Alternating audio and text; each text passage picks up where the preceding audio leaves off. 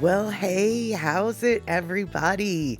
It is 5 p.m. West Coast time, 2 p.m. in Hawaii, and 8 p.m. on the East Coast, 7 p.m. for our Central Time folks. It looks like we have got a ton of people hanging out today. Michael Anthony Smith, hey, how's it, dude? Shakalak, thanks so much for hanging out. Mariana, good to see you here. Elaine, how's it? So happy. Let's see who else might have popped in that I missed. Let's see, I think we've got all the ones who've said hello so far covered. So, fantastic. Yes, we do. We are coming at you at 720p. That is the source. Can't get any better than that. I mean, we could, but I'm not broadcasting at it, so that's our limit today. But if 720 is too much, we do have the gear. You can downshift to make your Twitch situation less twitchy. All right, so let's see here. It looks like we've got folks in the house. It looks like we've talked about the gear. So why don't we get this party started?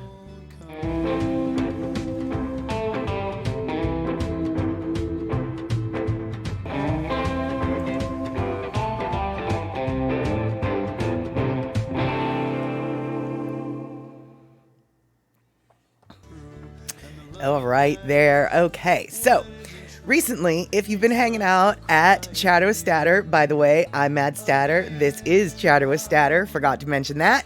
If you've been hanging out the last couple weeks, you know that I've come back from Hawaii and I've got all sorts of videos that I've been sharing with you. I have another one for you today, but that'll be a little bit later. And I did want to switch gears today, though. It is Whale Talk Wednesday, and I know Wednesdays we sometimes like to talk about those mammals of the sea, and I've got a completely different location to talk about today. But before I do that, I want to say hello to Poppy Shaney. How's it, Poppy Shaney? Good to see you. All right, so before we talk about the whales, because we're going to talk about the whales, I'm going to talk about a little bit more about my trip to Hawaii, specifically my trip from Hawaii. So, I cannot remember who it was, but before I went, I did mention that on my way back from the islands, I was going to be experiencing a first-class flight for the first time in my life. And so, I did, and I've got a report card for you. For those who've never flown first class, like me, it is a little bit of a different situation than what you're used to back in the regular folk area that I'm used to.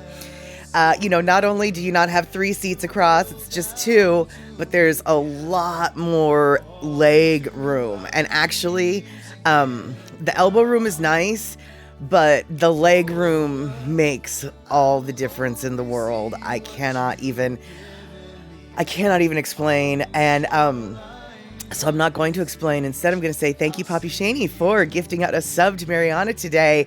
You've given so many subs to folks. I really appreciate that. Now Mariana can have all of the fancy pants emotes. And speaking of emotes, you guys, I thought I was going to have a bunch of emotes that were available to me to give out for free to followers. Yeah, I guess I'm not going to have those ever. See, at first, I thought that I was going to have them, but I thought I didn't have them because I had that little pesky suspension from Twitch for the Native American bum that I accidentally showed at Statterbox in the cinema. And so because of that suspension, I thought I was going to have to wait 60 days in order to get access to these emotes, because you have to have a clean record for 60 days. But I noticed the fine print the other day said that if you've been suspended, you're never going to get these emotes. And so since it's been longer than 60 days, and I've had a clean record for longer than 60 days, and I still don't have the emotes, I'm thinking I'm never going to get the emotes, which means I've only got a couple emote slots that are available for creating new emotes, which I will hopefully have a new emote for everyone on Sunday, because Sunday is literally the 1-year anniversary of our show, and it's the 100th show of Chatter with Statter. So not a whole lot is planned for Sunday, other than perhaps the debut of a brand new emote. We'll see. We'll see if Twitch allows it, shall we say. So, all right, Poppy Shaney. Now, Poppy Shaney, he probably knows first class, right? He's been on one or two airplanes in his life. I'm guessing Poppy Shaney's been on one or two airplanes. And he says first class today is still wonderful. Unfortunately, it doesn't compare to first 20 or 30 years ago.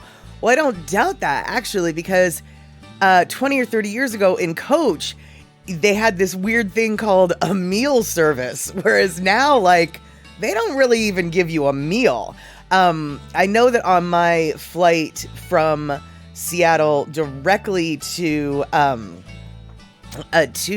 Oahu, in the regular class seats, the chairs for the regular folk, they didn't give us anything but drinks and snacks. Like, there was no, there was coffee, tea, or ginger ale, which would you like, and here, have a cookie, but other than that, there was no lunch, there was no breakfast, there was no dinner, there was no nothing. But in first class, holy crumb, dude, in first class, they keep you fed from the moment you're sitting down practically until literally right before you're landing. I was still munching on the last snack that they gave us while we were landing. So, yeah. And I'm going to share with you exactly what it is that they were offering in first class on the particular flight that I was on. And it looks like Michael Anthony Smith has got plans on Sunday to go to Delaware. That's super awesome. I've never been to Delaware, but from what I understand, they were the first. And Delaware is not that far from where you're at, I don't think. So I hope you have safe travels. I know that you have been kind of under the weather lately, Michael Anthony Smith, so I'm super stoked that you are able to make that trek to Delaware to go visit your girlfriend. Super awesome. All right, so now what I'm gonna let's see, I'm gonna talk about, I'm gonna brag is basically what it is, because I'm probably never gonna see it again, ever, and so I thought I'd share with all just what it is that you get when you get into first class. All right, so go to first class, and they've got, and I didn't get a picture of this, and I should have. They have this little container of water. It's like a milk carton container of water. But it's not a milk carton, it's a water carton, obviously. And so you've got, when you walk in, they've got a blanket waiting for you, a carton of water, and some disinfecting hand wipes. I did not get a picture of that. Actually, I didn't get a picture of anything because I didn't want to be like that, the country mouse who just went to the city for the first time, taking pictures of all the fancy stuff that I've never seen before in first class, which is basically what I was. So, yeah, Michael Anthony Smith, I did not know it was your 5th stroke. I knew that you had a stroke earlier this weekend. And obviously you are recovering enough from it that you're able to travel, but I had no idea that this was your 5th. Dude, I don't mean to tell you what kind of cards you don't want punched a lot, but seriously, man, that stroke card, it sounds like you've got a couple too many punches on there, and I don't think you want what, do you get, like, immune from strokes after the 9th one or something? Fucking better, man. It better be a good prize. And Poppy Shaney, never say never, you will experience again. Well, I hope so, because I'll tell you what, man. Oh my God, Michael Anthony Smith, you found out about 2, 3, 4, and 5 this weekend? God, well, no wonder you haven't been feeling quite right. I mean, you apparently have not been quite right? I'm not happy to hear that you, A, just found out about all these strokes, and B, had all these strokes. But I'm very happy that you and the doctors are more aware of what's going on. So obviously, tiniest of the silver lining in a very dark cloud. But I am happy that you guys are finally getting an idea of what the flying fork is going on with you. So yeah, hopefully the trip to Delaware will boost your spirits and not wear you down too much. Traveling can be a little bit tiresome, even if it's just the shortest bits of distance. You know, when you're out of your routine, it just throws you all off. And I have to say, flying, as it turns out, for me, is out of my routine. And I mentioned it earlier, but gosh, I haven't. Back in the day, I've flown many times, never had much of an anxiety response. This trip to Hawaii, both there and back, I definitely had some anxiety moments, and it wasn't accompanied by any kind of like fear or thought process of, oh my gosh, we're in danger. Oh my gosh, we're going to die. Oh my gosh, we're going to crash. Like none of those things were even in my head. It was just a physical response of, I am trapped in a pressurized tube and I cannot leave kind of thing. And being stuck in the back of the plane where the regular people are, like me, was not helpful. I did not like the lack of legroom. I have to say, I might find myself splurging on first class more often just for ease of anxiety purposes, because I was super anxious coming home, but not nearly as anxious as I was flying out. There was a point in the flight to the islands where my heart was probably racing about 200 beats per minute. So next time I fly, I might be asking my doctor, like, hey, can I get like a pill or like 2 pills, one for the flight there and one for the flight back, And let's see what Papi Shani has to say about my changing attitudes. Hate to say it, but as we get older, things are different now, and things that didn't give us anxiety in the past do so now.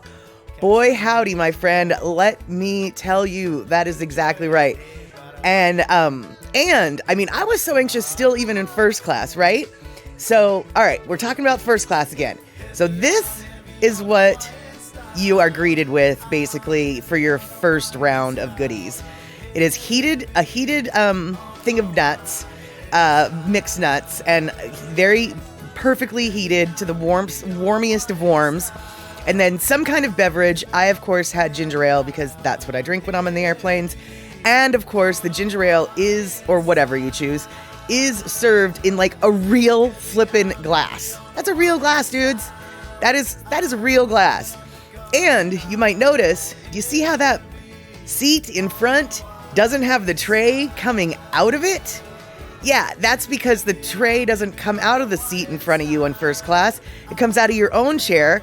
And the seat in first class is so far away that if the person in front of you leans back, it doesn't matter. It doesn't matter. That's how much room you have in first class. You have real glasses. You get hot, heated, toasty nuts. You get blankies. You get disinfecting wipes. And the person can lean back and it won't even bother you. Yeah, there we go. So that's just the first course, right? All right, so then the second course is like the real deal meal. And so this is literally what they served when I was on the flight. You got your own little miniature bottle of salad dressing, which was super cute. And then it was like pork chops and vegetables and sweet potato or whatever. But you might not be able to tell this, but that napkin that's wrapped around real silverware. Well, okay, it's probably not real silverware. It's probably just, metal. It's not like silver, but you know what I mean. That is actually a cloth flippin' napkin, you guys. A cloth napkin. A cloth napkin. And then, when you're done with dinner, you know what they offer you? They offer you ice cream. Tiny little things of ice cream. I mean, come on, you guys. Now, I was literally so anxious that not only could I not eat the ice cream, I had to turn it away. I actually couldn't eat most of the food. And Papi Shani, I'm so darn cute with my excitement about my first class experience. Well, Papi Shani, I'll tell you, man, after having sat through the freight class of, the regular folk, it is a whole different world. I mean, you're still stuck in that pressurized tube, trapped with nowhere to go, but at least they try to keep you somewhat comfortable. And yeah, exactly, dude. All right, so we're going back to the food, because yeah, Elaine, exactly. That is a lot of flippin' food, right? I couldn't eat it all. I couldn't eat it all at all. And so then after they take that dishware away, they offer up, as I just said, they offer up the ice creams, right? Ice cream, super good. And then right before we landed, they walked around offering snacks that you could choose from. And so I'd got one of the blueberry pomegranate granola cookie things or whatever. Super tasty, by the way. But basically there was 4 food service points in a 6-hour flight. So constantly they were giving you something to eat or drink. And I didn't do this, and I don't know if you can do this, but it sure looked like you could do it. A lot of the people on the flight seemed to like not only get cocktails from the stewardess, but like they got multiple cocktails from the stewardess. Like, refill, I want another wine, I want another Bloody Mary. And so I don't know if you have to like pay extra for the extra servings, but it sure looked like if I had wanted more ginger ale, I totally could have asked for more ginger ale and they would have given me more ginger ale and it wouldn't have been a problem. Now, I don't really know because I'm a country mouse in the city for the first time. So maybe I'm wrong, but I think that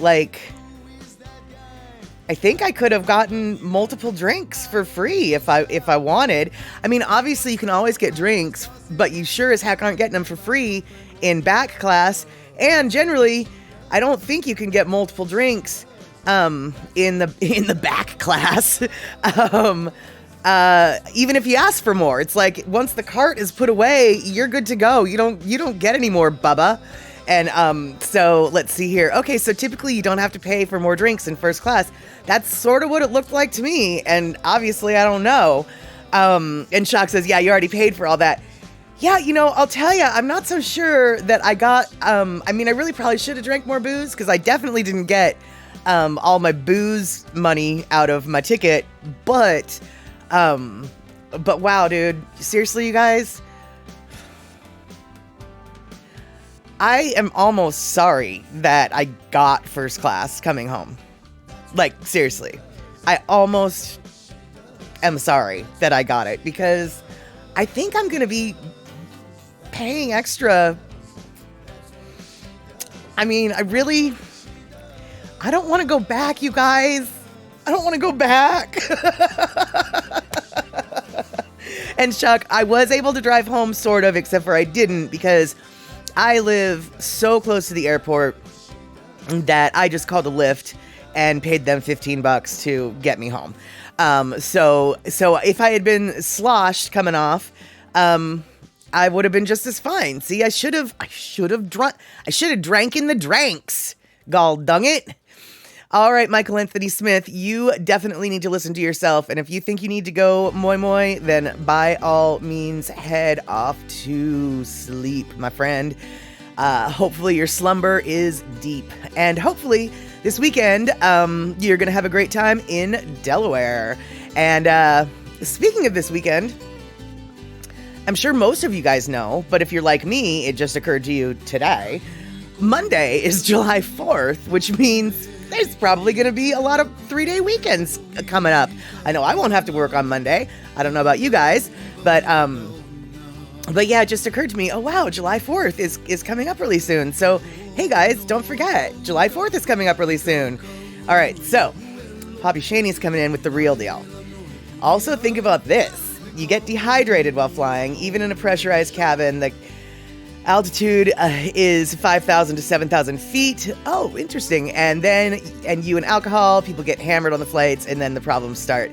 Yeah, that's actually, so much of what you just said is part of my thing. So I try not to get too dehydrated on flights because it can make your life flippin' miserable. So I drank all the water they gave me, etc., etc. And I don't like drinking booze on planes because the times that I've done it, it has ended up being kind of unpleasant. But ultimately, when I was 10, and we were coming home from a trip from Hawaii, and we were in, now we were flying into Vancouver, BC, So we had to go through customs. So we were in line at customs with a bunch of people who were on our flight. And there was a bunch of chicks who were in their like mid-20s. They were, maybe, college chicks, whatever, who obviously had, come back home from vacation. And on the airplane, dude, they got wasted. I mean, they were wasted in line, waiting to go through customs. We're right behind them. My mom, having been a party girl herself, couldn't stop laughing. She was just like, man, as soon as they hit that fresh air, they are going to be onto the sidewalk, right? And lo and behold, truer words, my mom clearly had been there, done that. Because we saw them as we were going out. And, oh yeah, dude, almost, yeah, I like two of them were absolutely, getting sick off on the sidewalk.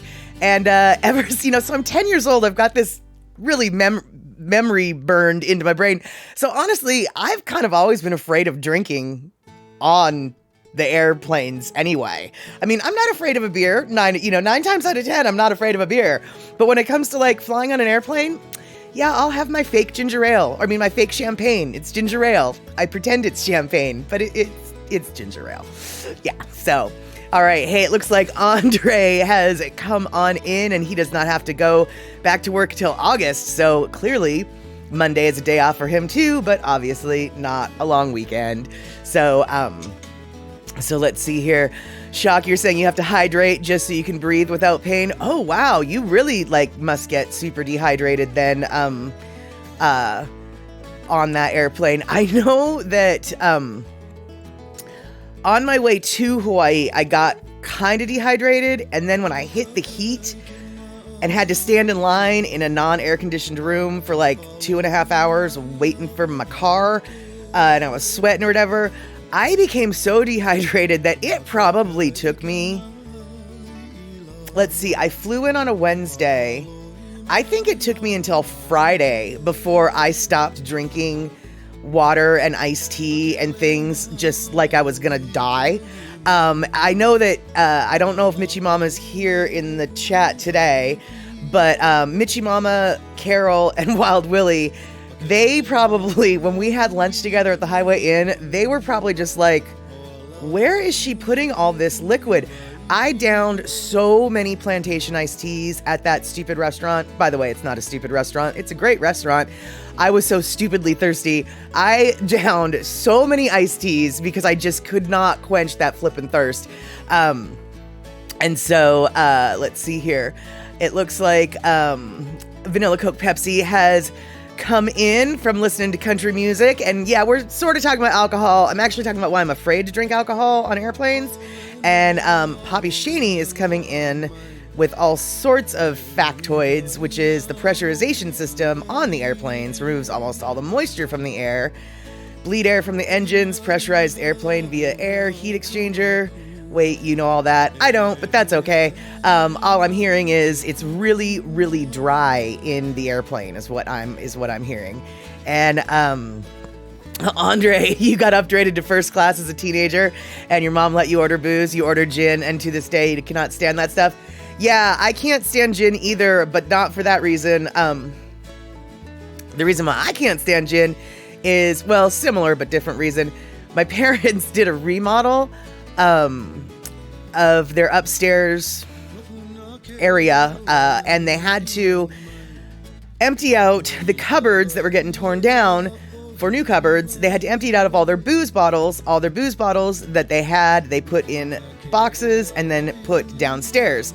Well, I guess they forgot about them because they were there for years. And so by the time I was 14 or 15 and those boxes hadn't been touched for years, I was like, I wonder what's in them, and I wonder if they'd notice.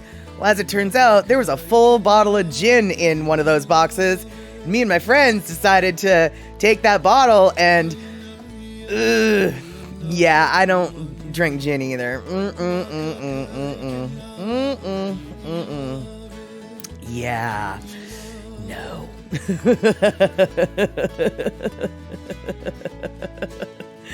Let's see here. And Andre's saying make it a maple martini for vanilla or make it a virgin martini. Yeah, I think a maple martini would just be what? maple syrup in a martini glass, shaken over ice. And vanilla Coke Pepsi. You don't drink, all you know is Canadian beer is the best beer. Well, I wouldn't say it's the best beer, but I do like a lot of Canadian beer. I like Kokanee a whole lot, but part of the reason why I like Kokanee a whole lot is because it tastes like water.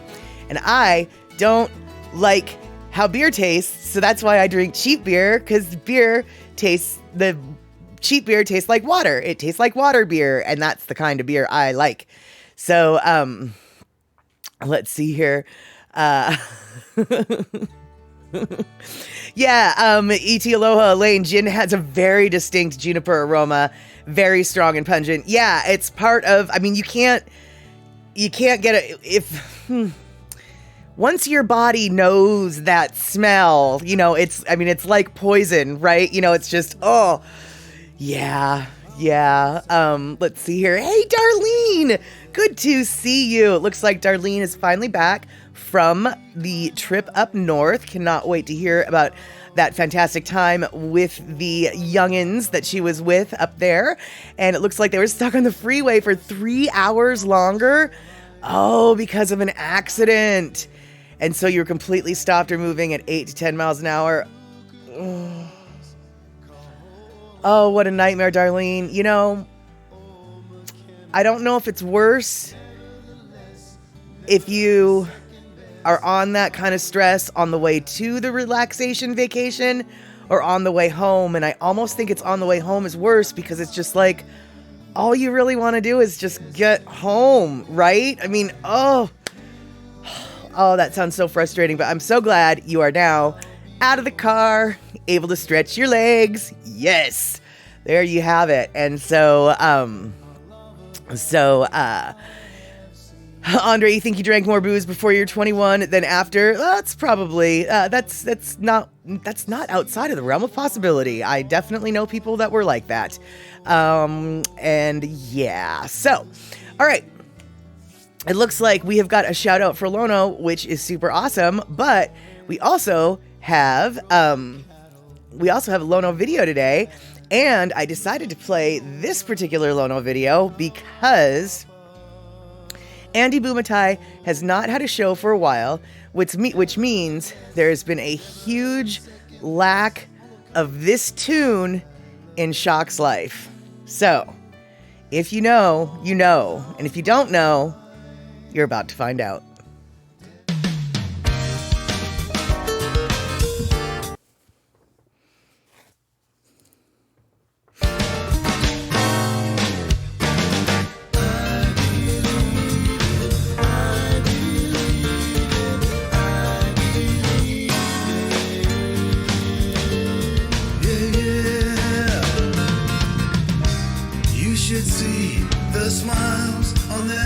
Faces when they tell me to turn down in these places, but I know what they want.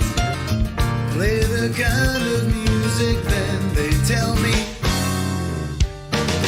turn it up.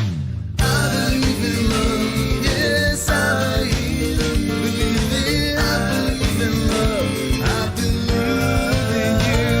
Yes I believe in love, yeah I believe.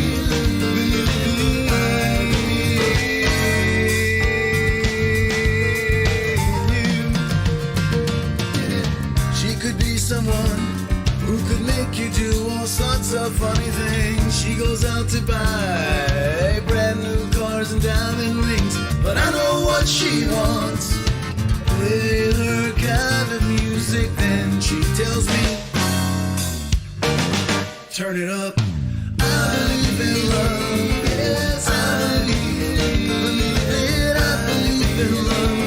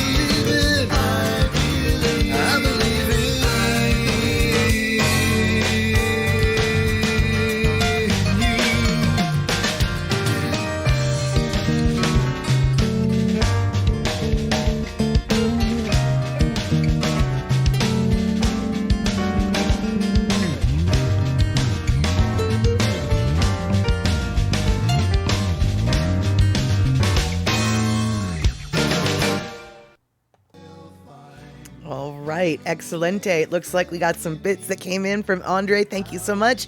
Poppy Shaney, thank you for that gift sub. And Andre, thank you for gifting that sub to LonoMusic. All right. So ironic. Lono's getting played and Lono just got a gift. Excelente. Yes.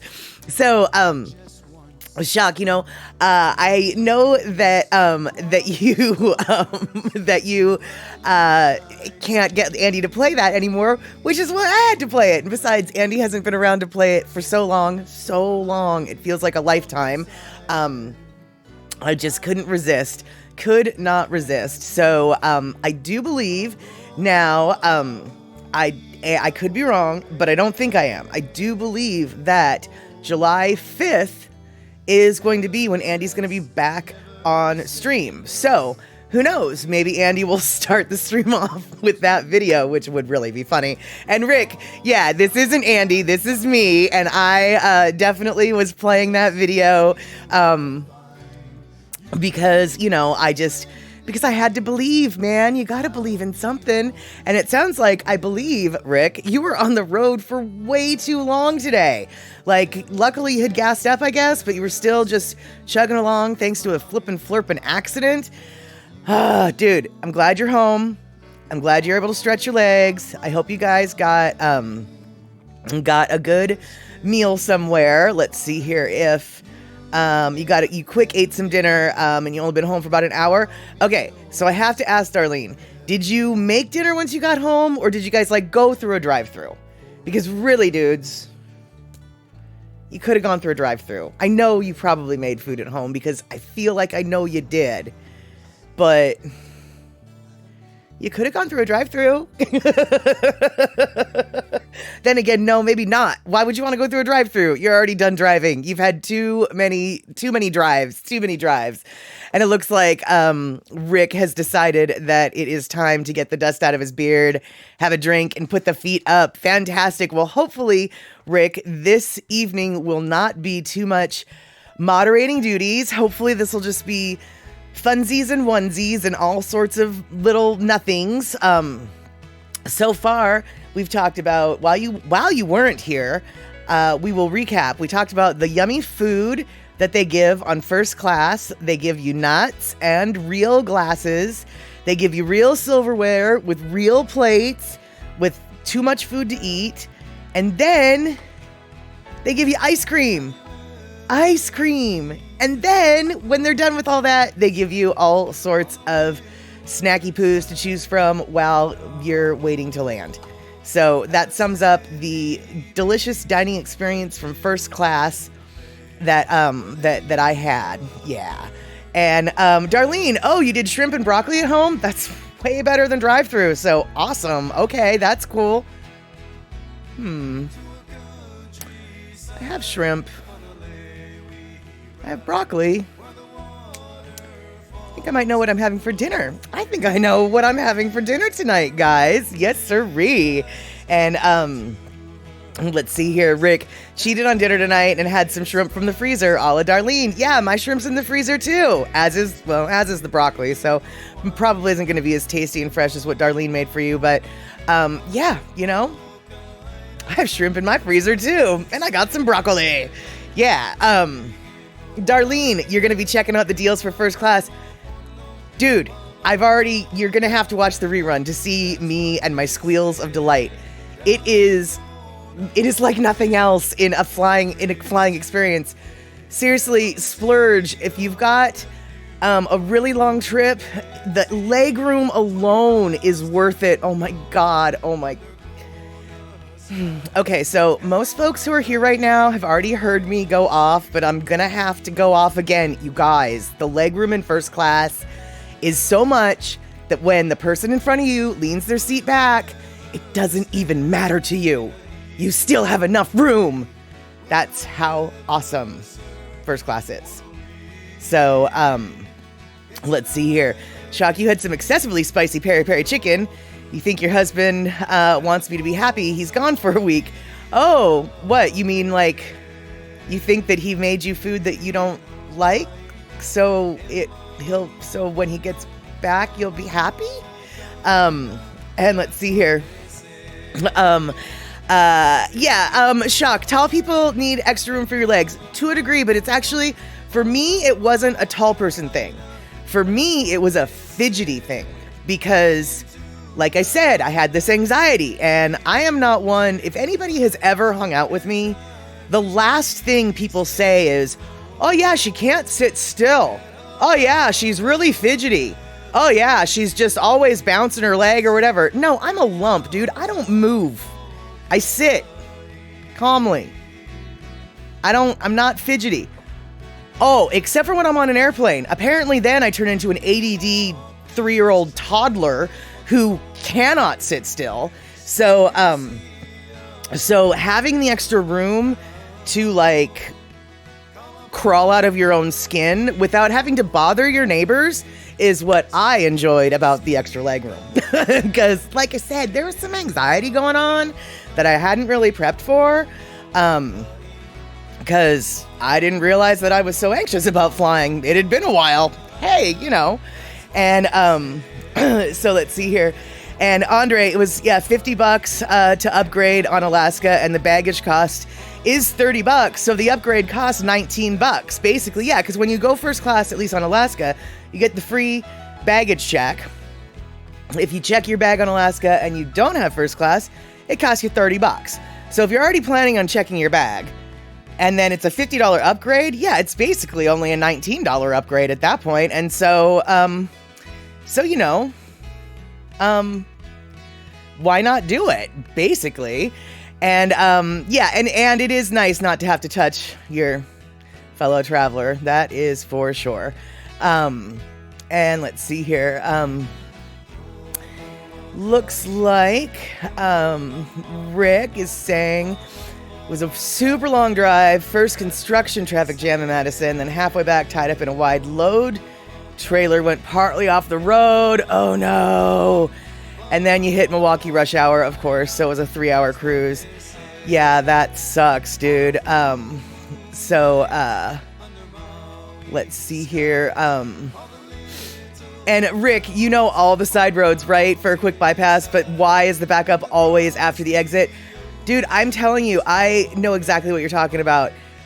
For the most part, I know every side road between, like, I would say 2 counties north to 2 counties south of me off of I-5. I know every exit. I know how to get around it. And inevitably, though, yeah. Oh, look, the next exit's not going to be for another 3.5 miles. And the traffic jam starts right after that last exit. Yeah. I totally get that. Let's see here, Darlene. They say it's very important on a longer flight to get up and move around to avoid issues with leg blood clots that can form and be dangerous. You know, someone who had that happen to them. Yeah, you know, I definitely had that thought cross my mind as well, but that wasn't the root of me needing to move. The root of me needing to move was utter mental health issues. I mean, it was anxiety. Hey, even a local Pepsi, we're talking about traffic. We're talking about how nothing happened in a big old traffic jam, and it took like 3 hours to go 2 miles or something like that. Talking about traffic, and we're revisiting my first class flight experience because Darlene and Rick just came in and they missed the part about the fancy food in first class. And let's see here. Andre, the flight to Hawaii is not too bad, but going to Europe is the kind of flight that you need to move on. Well, to a degree, I think it really depends, you know? I mean, for you and I, the flight to Hawaii is not necessarily that bad because it's like 6 hours.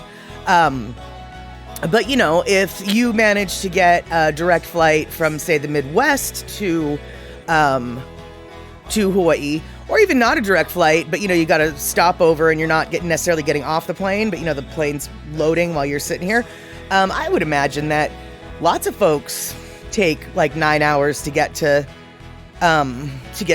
Hawaii, you know, depending upon where they're coming from.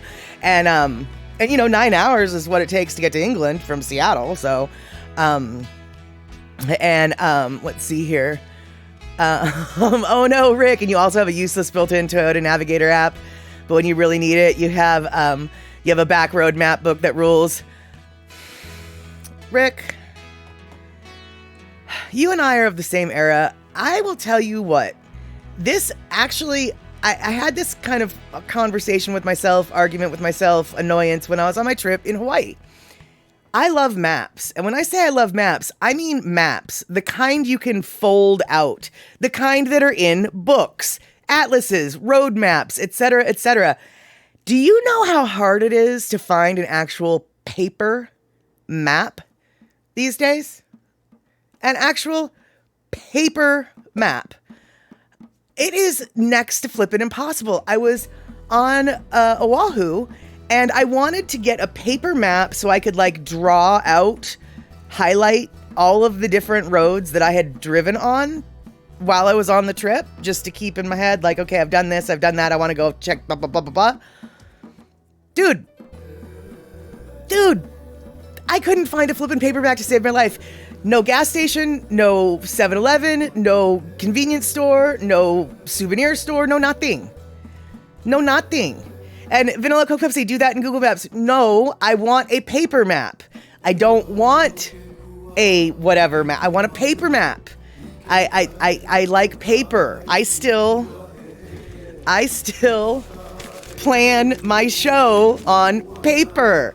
And the AAA store is nice for paper maps. And where? Good to see you. And Shock, I know where my local AAA office is, but I was in Honolulu. I didn't know where the local AAA office was. And quite honestly, it didn't occur to me when I was in Honolulu to do that. Although I'm sure that Honolulu does have a AAA office. Although maybe not, because, I mean, maybe not now that I think about it. And Andre, yeah, I know that we've got a whole store in Seattle that sells nothing but maps and travel books. That's Metzger Maps. That's great. But here's the deal, dude. Seriously, you were able to just name one store that you know of that sells maps. One store that you know of that sells maps. You used to be able to get maps everywhere, man. I mean, shoot, you used to be able to get them at Barnes & Noble, except for, you know what? There's no Barnes & Nobles anymore. There's no Barnes & Nobles. Yeah, that's right. Nobles is. And when you order stuff off of Amazon and you order stuff off of the internet, sometimes what you order doesn't come. Well, Andre, there aren't any Barnes & Nobles in real life in my area anymore, and I certainly didn't run into any Barnes & Nobles in Honolulu either. So, Rick, you really liked the nav app on the Oahu rental car in 2019. You can't pronounce the street names, but the directions were spot on. Yeah, I had pretty good luck with the navigation for sure, but I really, like, maps are a souvenir that I actually get. Maps are a souvenir that I oftentimes get. So I just really, Darlene, exactly. You remember at gas stations, you used to be able to buy maps. I know, it's crazy. It's just crazy. But here's the thing, you guys. You can order stuff all you want. But when you order stuff online, like I did for all y'all, well, that's the right one. Yeah, I told you guys, remember? I told you guys that I was going to get Rise of the Guardians so we could watch Rise of the Guardians for Satterbox at the Cinema this Saturday. And I ordered something, and guess what I got instead of Rise of the Guardians? Guess what I got? Now, don't get me wrong, I like David Bowie. I like the movie Labyrinth. Okay, fine. But this is not Rise of the Guardians. This is not the movie I ordered. I mean, we'll watch it, but this is not the movie that I ordered. Vanilla Coke Pepsi, that movie horrified you as a child? Really? I loved that movie. I mean, I was like 11 or something when it came out. I loved it. I was a huge fan of David Bowie, though, so, whatever. And yeah, exactly, Darlene. Rise of the Guardians, Labyrinth. Not the same at all. Labyrinth, 2 syllables. Rise of the Guardians, 6 syllables. Labyrinth starts with an L. Rise of the Guardians starts with an R. Like, I'm just not sure that I don't understand. So, oh, Andre, you ordered this movie? Oh, well then I guess I didn't get the wrong movie. I guess I had no idea. All right, so thanks to Andre, we've got... Okay, so thanks to Andre, we got Labyrinth, and I do have Valley Girl here because I ordered Valley Girl. So if you ordered Valley Girl for me, Andre, I already ordered Valley Girl. So we might want to talk about what we're ordering because I actually already ordered Valley Girl. It's on the way, or I thought it came. All right then. So, thanks to Andre, we are going to watch Valley Girl and Labyrinth. However, maybe we'll get to watch Rise of the Guardians too. I have no idea. So, I don't even know. I thought these were my movies that I... So much confusion. So much confusion. All right, so... if we're not going to watch Rise of the Guardians this weekend, we're going to watch Valley Girl. And if we're not going to watch Valley Girl, we're going to watch Labyrinth. I haven't decided yet. But if I get Rise of the Guardians first, gall dung it, or not first, because I got these ones first. But if Rise of the Guardians comes before Saturday, that's the one we're totally going to watch. For sure. All right? See what I did there? Made a little reference to Valley Girl, but we're going to be watching Rise of the Guardians if it comes. All right then, I've got so much confusion. So much confusion in my mailbox. All right then. So much confusion. And let's see here, Vanilla Coke Pepsi, David Bowie's already scary. Those puppet monsters are scaries. That's funny. I guess I can see that logic. Let's see here. What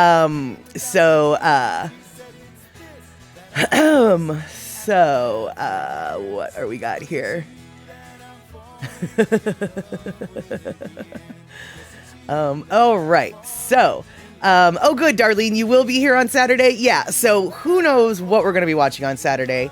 In theory, it's going to be Rise of the Guardians, but since that's not the movie I currently have in my hand, I'm not making any promises. Rick, play 'em all, a Mad Statter movie marathon from Saturday night all the way to Statter's live stream on Sunday. That sounds like a nightmare, Rick, but actually, but I do like the idea of doing like a double feature or something like that.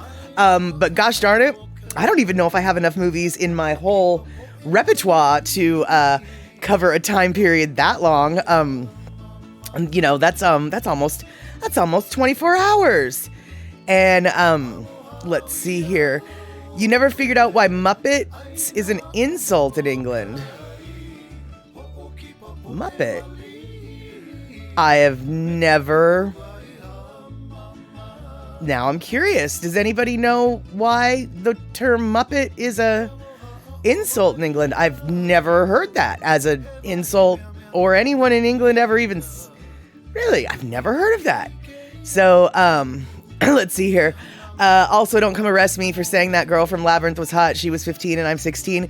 Oh, no, dude, I wasn't. Okay, first off, Vanilla Coke Pepsi, I come from an era where creepy dudes say that about chicks all the time of that age, way bigger age difference.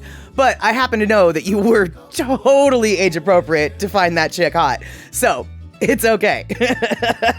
I wasn't going to come for you. Not at all. And okay, so Muppet means you're a mindless puppet. And which makes sense, but I had no idea. All right, learn something new every day. I had no idea that it was an insult. Actually, I didn't even know it was a term. I mean, like I said, Muppet, mindless puppet, totally makes sense. Didn't even know that it was a portmanteau, I think. Is that what it is when they put two words together like that, or two phrases to make one word? I've never heard of that, basically. So, let's see here. All right. So, Okay, so as I promised, Whale Wednesday, we're going to talk a little bit about whales. But before I'm going to talk about whales, I am going to... Wait, hold on. I'm going to talk about what Vanilla Coke Pepsi just said. I know that Trisket stands for electric biscuit because it was the first biscuit made from an electric machine. Okay, so... Vanilla Coke Pepsi, that sounds insane and asinine and wrong. And every time you have said something that is insane and asinine and wrong, you're actually right. So, I'm going to look that up to double check, because I have never, ever heard of that. But Triskets, though, I will say, are one of my favorite little snack crackers. But I will also say it reminds me of a tisket, a tasket, a green and yellow basket, because Triskets kind of are like eating a basket. It's something that a little kid's brain comes up with, but anyway, that is really bizarre. I definitely want to find out if you are correct about that Trisket biscuit, electric biscuit thing, and quite honestly, I'd be willing to bet that you're right. And it looks like Shock is saying that he is right. And it looks like Vanilla Coke Pepsi's throwing down with the facts. You guys. Electric biscuit. All right. Hey, Rick, never challenge a teenager. They know everything. Look, I'm not saying that like I said, I was like, everything he said that is like asinine and wrong turns out to be totally right. So, I mean, he's the one who told me that there was 4. That's right, 4 Attack of the Killer Tomato movies. You guys, you saw 2. You saw number 2. Did they really need to make 2 more of those? Oh, please. Well, apparently they did. Let's see here.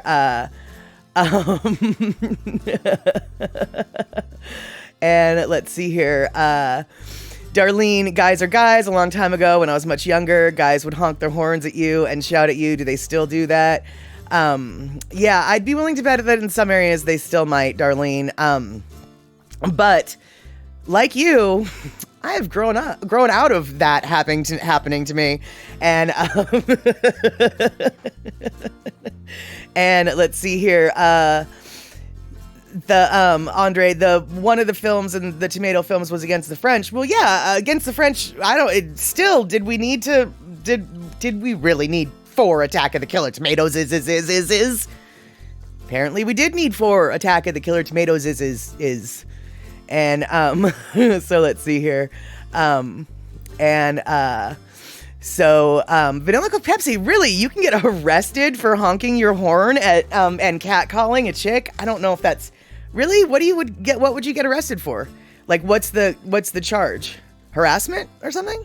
I mean, I'm not laughing at it. I'm just like, wow, that's totally not how it is. That's totally not how it is here. So I'm just like, what would you even get arrested for if you did that? Like I said, I'm not arguing. I'm actually just curious. Okay, so they consider it sexual assault harassment. Wow, yeah. All right, there you go. That's, yeah, Canada is just not the United States, that's for sure. Once it happened, you were pushing your baby in the stroller. That doesn't surprise me at all, actually, Darlene. It doesn't even surprise me. Doesn't even surprise me. And Vanilla Coke Pepsi, also, Oreo was a ripoff of a product called Hydrox. I knew that. That much I did know. I knew that. And, this might not be true anymore. But back when I was a teenager and in college, all of my vegan and vegetarian friends would only eat Hydrox because Oreos were made with lard and animal fats, whereas the Hydrox were made with vegetable shortening. And so they were vegan and vegetarian friendly, as opposed to the lard-based ones, which were not vegan or vegetarian friendly.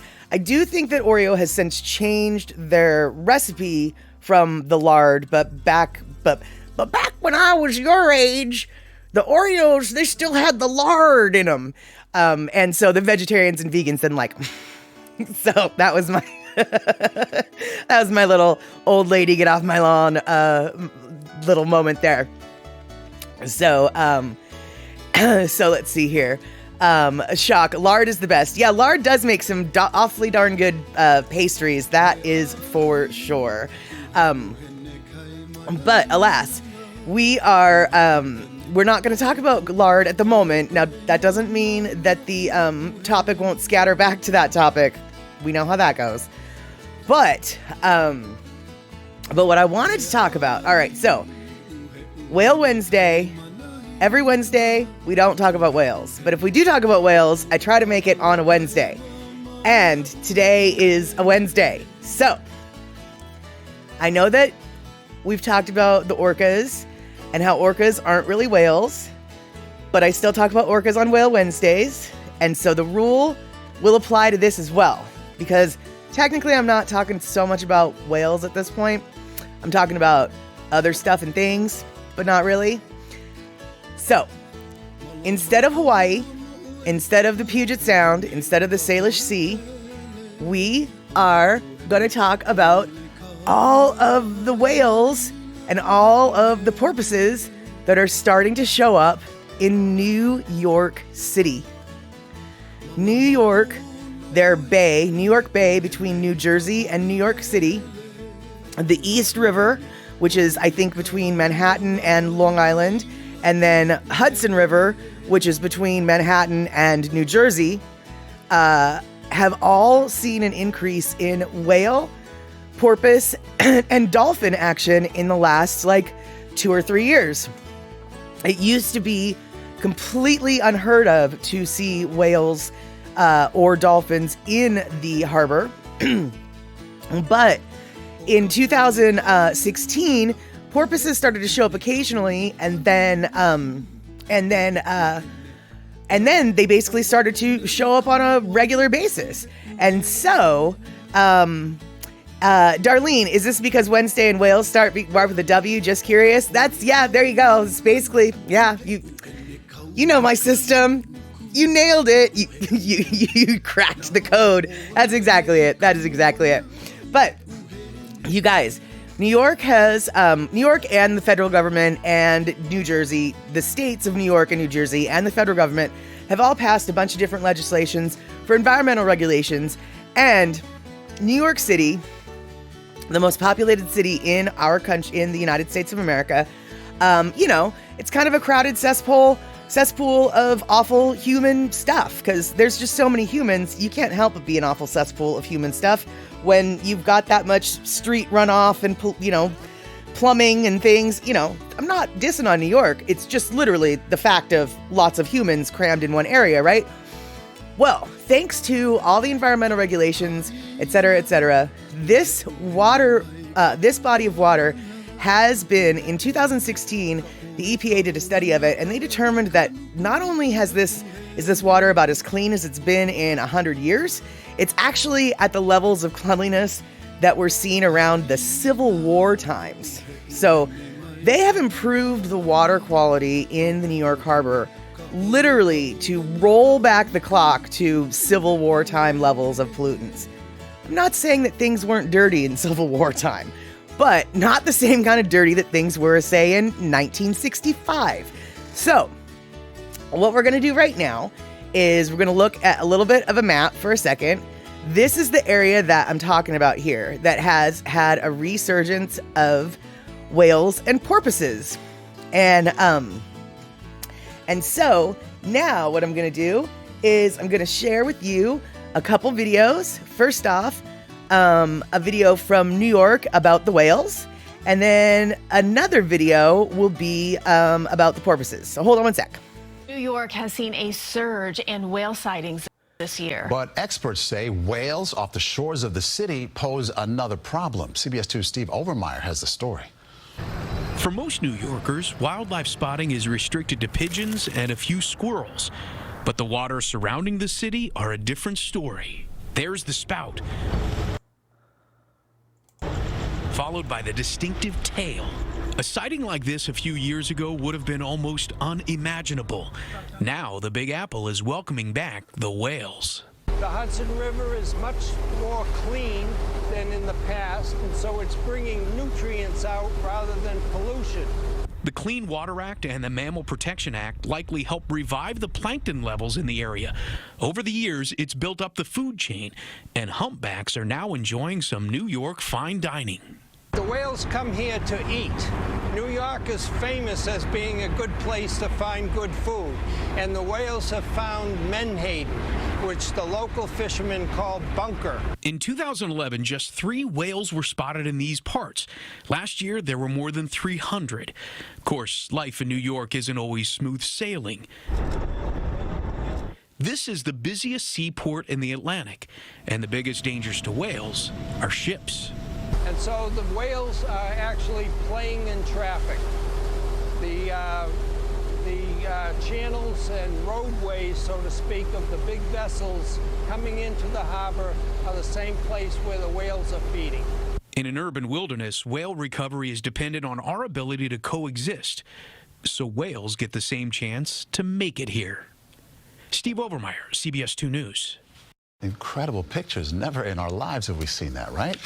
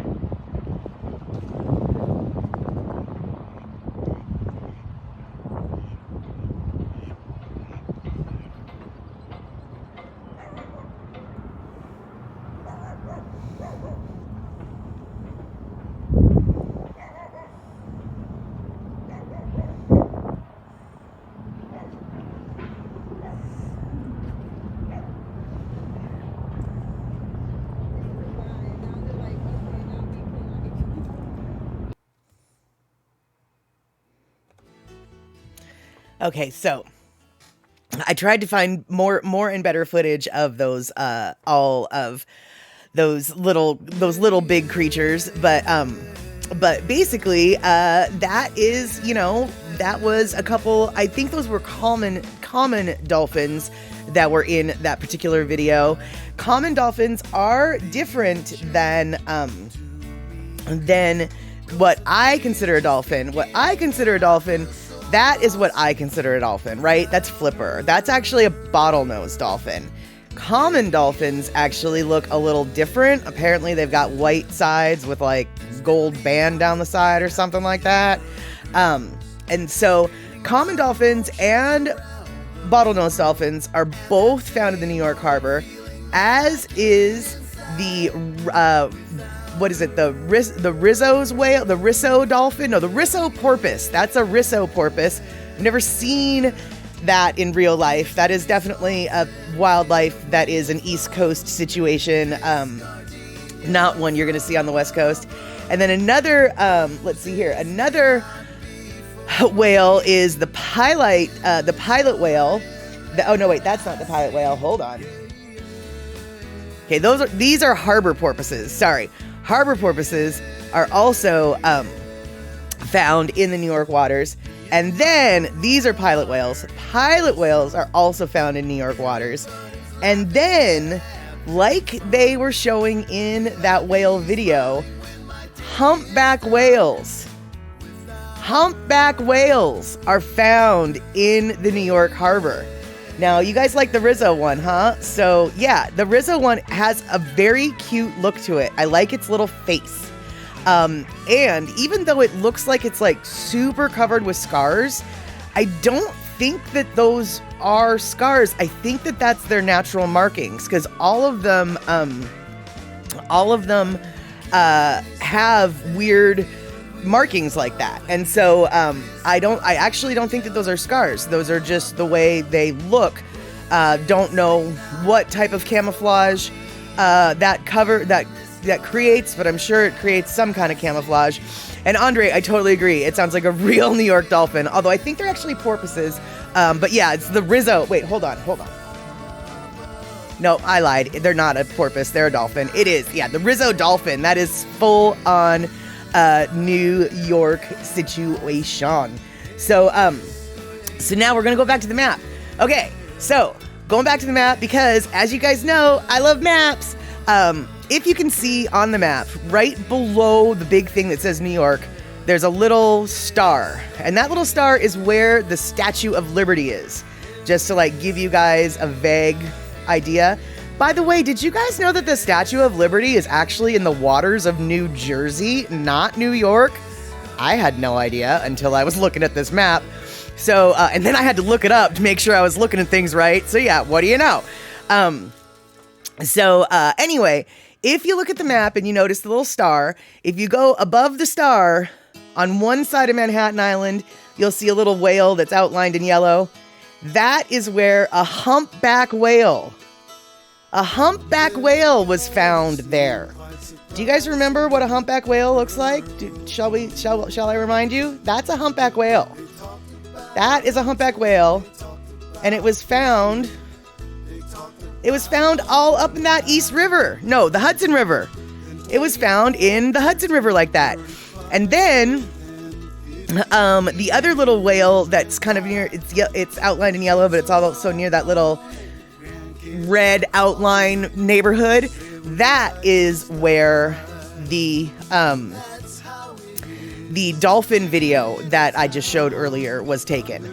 And so basically, even though we normally talk about West Coast things and stuff, I thought that it was so neat that New York is getting their marine mammals back, just like the Puget Sound is getting our marine mammals back, that I decided it was time to share that bit of knowledge with everybody, basically. So that is our Whale Wednesday lesson. We learned about East Coast stuff. Oh yeah, and then all right, we're not done with the lesson yet. So, this one right here, that's the bottlenose, that's the common, and then this is the harbor, and this is the pilot, and this is the hump. All of these can be found in the Puget Sound. The only one that we don't have in the Puget Sound that New York waters have is the fancy pants, New York style Risso flippin' Dolphin. So there we go. That, I think, concludes our Whale Wednesday lesson of the day about East Coast stuff. Like I said, most of these are porpoises and dolphins, not really whales, but we're going to pretend anyway. Because whale and Wednesday both start with a W. There you have it. And Darlene, exactly. The Puget Sound and New York should be proud that they've cleaned up and that the marine life is coming back. Absolutely. And that is part of why I wanted to share the success with everybody, because, Vanilla Coke Pepsi is a little bit too young to remember. But back when I was a kid, when I was his age and younger, the waterways were gross, and I mean, it was 1973 that Richard Nixon signed in the Environmental Protection Act, but it wasn't until many, many, many years later that, you could start seeing the effects of said act. And now, basically, 50 years later, because it's basically 50 years, finally these waterways are getting clean enough that that the sea life and the sea mammals are starting to come back again. And as mentioned in that whale video, humpback whales are baleen feeders, so they are all about the plankton and things like that, the small stuff. And the plankton being the bottom level of the food chain, if there's enough plankton to support something as large as that baleen whale humpback, that means that plankton life is really thriving well. And so I think that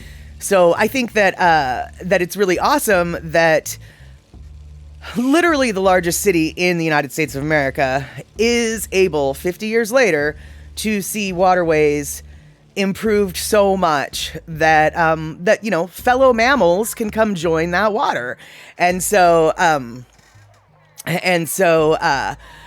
let's see here. Vanilla Coke Pepsi, water near the big cities are pristine here. don't know if that's true, Vanilla. I've seen some pretty nasty rivers in British Columbia that are part of the timber industry, and there's some gross rivers near some paper mills and things like that. It's the nature of the beast, but my best guess is you haven't spent too much time in Vancouver. So, and Vancouver is definitely very different than the plains and eastern part of Canada. So, not at all surprised that most waterways in Canada are quite lovely. But I definitely can say that Vancouver's got some issues. And I don't mean that in Vancouver. You said the water is still nasty. Oh, that's not.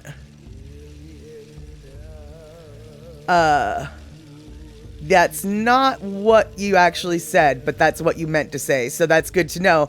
And that makes way more sense. That makes total sense. The water's still nasty near big cities. Right. It's the nature of the big city. I mean, if you've got cars on your roads, your runoff is going to be nasty. It's going to be full of oil and road grime, et cetera, et cetera. Just, it is what it is. So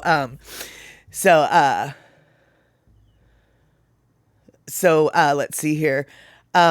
Rick, not too much credit for the Clean Water Act. The big dollar relocated all the heavy industry to the south, then to China. So New York and New Jersey got cleaner water.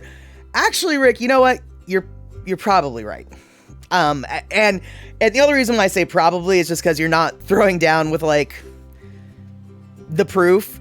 But you and I both know that you're right. Yeah, the industries are no longer here, which are polluting the waters. And then 50 years later, the waters are finally now getting clean enough that wildlife is able to thrive in those waters. Because the levels of pollution that you can see in areas of China that are heavy industry look like, it looks like they got all of New York's grossness times 11D. Their grossness goes up to 11. And I'm not dissing China. That's just what it's industry, especially tech industry has a lot of heavy metal pollutants, etc. So any place that has serious industry, as a general rule of thumb's probably going to have some runoff that's icky. And as Shock said, the river in Pittsburgh used to catch on fire. Yeah, I think there's a couple different rivers in the US that used to catch on fire back in the 60s and early 70s. So say what you will about Nixon, it's probably all worth saying about him, but he did at least sign the EPA into law, so that was good. And let's see here. Andre's remembering where the Bay Area, you wouldn't go into the Bay water. It was surrounded by industry and the Bay stank. And you had a landfill right by the Bay. Yeah, exactly. And then military bases are nothing but pollution for the most part. Shock, you get to drive past the Watergate every few weeks these days. Oh, awesome. Well, maybe one day you can take a picture, because I have no idea. Is the Watergate, that's a hotel, right? It's a hotel, right? Hold on, wait. Is the Watergate still called the Watergate? I mean, you'd kind of think they would change the name. Anne's just like, yes. So I'm assuming Anne is saying, yes, it is a hotel. And yes, it's still called the Watergate. Oh, so it's a hotel, condos, and offices. It's still called the Watergate. I don't know, dude. I feel like maybe they should have... I guess everyone knows the brand. That's like, what do you... I obviously do not work in public relations, clearly, but it's just like, to me, it just seems like you'd want to change that name. Shock is saying no, since it's historic. Yeah, it is historic. Yes, it is. And Shocky, come on, we love bad guys in this country. Well, okay, I guess that's true. I don't know, though. I mean, it just seems like something that would want to go through a rebranding. I don't know. Yeah, exactly. And where if it happened these days, they would have done, okay, so Anne, I think, is on the same page as I am. I'm coming at this from a different perspective that is clearly not the right framework. Because in this day and age, I really feel like there would be a crisis PR team with a brand new flippin' name within 6 months of the scandal and blah, blah, blah, blah, blah. But I don't know. I don't know. Let's see here. Oh, whoops. Hold on. Didn't mean to turn on my volume there. And, let's see here. Shock, you're saying that all the shame is with other people, not the Watergate. I can appreciate that, but Watergate has literally become the brand of controversy. I mean, like, their name, literally, Gate, is what is now used as, Monica Gate and blah, blah.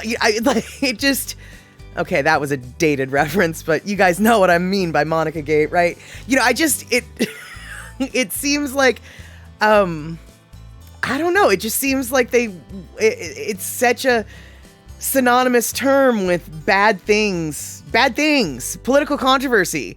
And Rick, exactly like evil branding, like Facebook is meta. Exactly. Although, I'll tell you what, dude, seriously, who calls Facebook meta? I don't. I mean, what? Nobody calls Facebook meta. I mean, I don't know. Do they want us to? Is that what they want us to do? I mean, I do know that Facebook has totally rebranded themselves as meta. But like, is that really, how's that working for you, Facebook? Because I still call you Facebook. And, right. Okay. And yeah, every scandal is some kind of gate, right? Let's see. Yeah. Although, okay, you're right, Shock.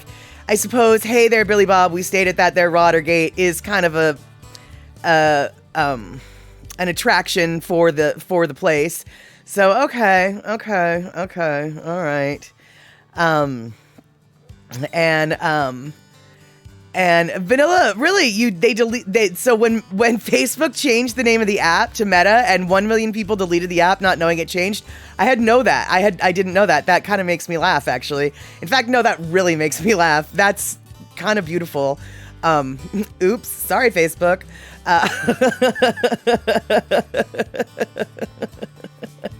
Rick, the lawyers call Facebook Meta. Yeah, I guess that's true. There you go. Oh no, I'm pressing all of the buttons. Hold on, guys. Sorry about that. That was a technical malfunction. That was a user error. I just pressed all of the buttons. You just saw the entire show flash before your eyes. So let's see here. And we're saying they wasn't to rebrand themselves from all the sketchy stuff they've done. It's so the future Meta didn't do that. That was Facebook. Okay. And did the cat walk over the keyboard? No, instead I was being all Italian with my hands when I was talking. I was talking Italian with my hands, and I swiped my Stream Deck. My Stream Deck is my fancy pants thing right here where all of my buttons are, and I swiped it, and then it went and tumbled, and all of the buttons pressed themselves. All of the buttons pressed themselves. That is correct. Okay, so let's see here. I don't know if we've got time for this, but I think I'm gonna play it anyway. So we talked about whales, we talked about the East Coast, I talked about the first class food that was yummy. So now let's just watch another video of my Holo. Am I going to interrupt this song? I don't know what song this is. Hold on. What song are we listening to?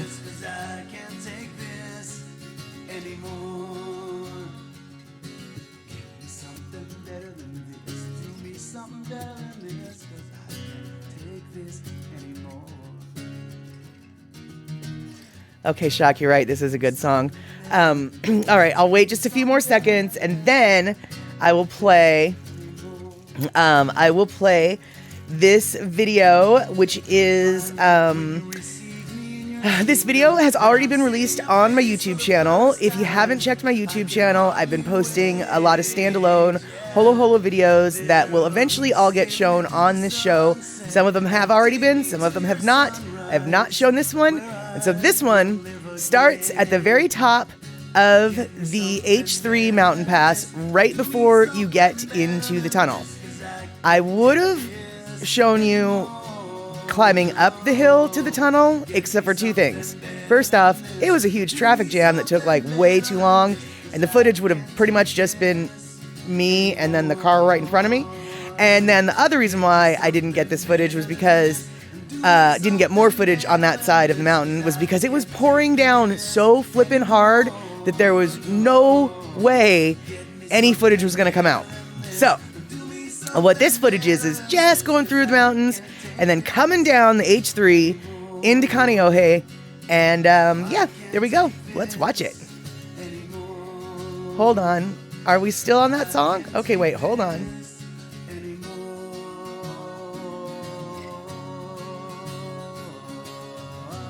Okay. I won't interrupt it yet. It's only just a few more seconds of the song, though, I think.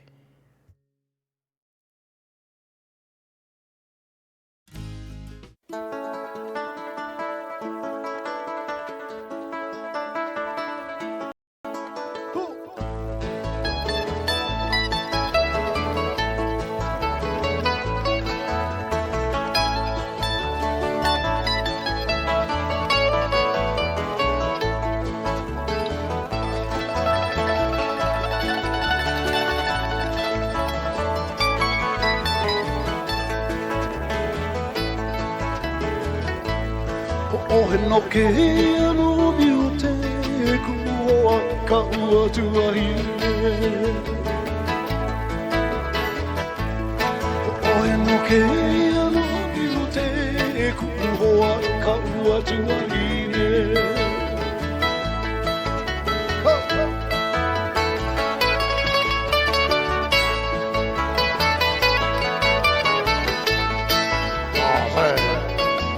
Ila ho ia ike ka ui o kapua miulana Ila ho ia ike ka ui o kapua miulana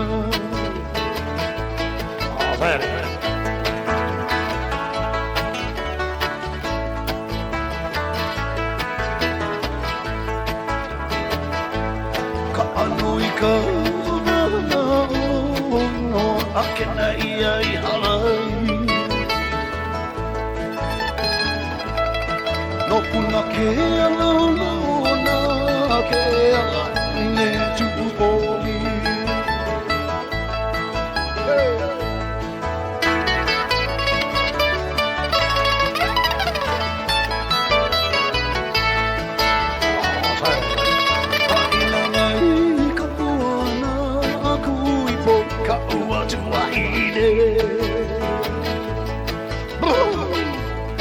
Haina mai ka puana aku uipo ka ua tuahine Let's go, still break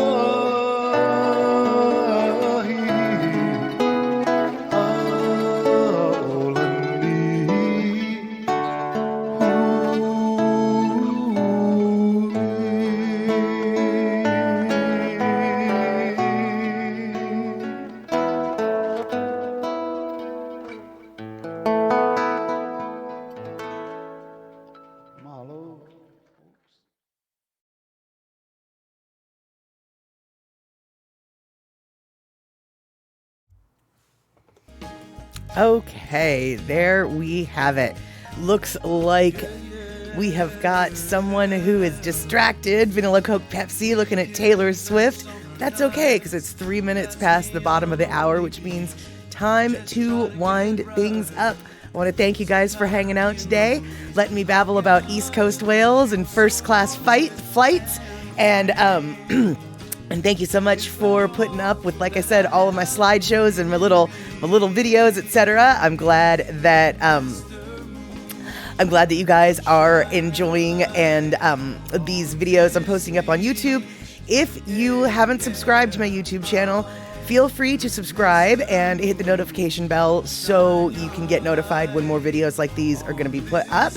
And this video will be put up on YouTube 24 hours from now. And let's see here. It looks like Andre has thrown down a bunch of different viddies while we were showing that video. And let's see here. One last thing. Statterbox at the cinema. Gonna be this Saturday, 6 p.m. West Coast time. In theory, it's Rise of the Guardians, but we know that that's just in theory. So, could be Labyrinth, it could be Valley Girl, could be Rise of the Guardians. Let's find out, shall we? All right, we'll find out on Saturday. Until then, have yourself a good week, and thank you so much for the subs, the gift subs, and all of the biddies. I hope to see you coming up next week for Statterbox at the Cinema, Chatter with Statter, and on Tuesday, hopefully, we are going to see Andy Bumatai with the Daily Pigeon Live. All right, then. Have yourselves a good one. Thanks so much.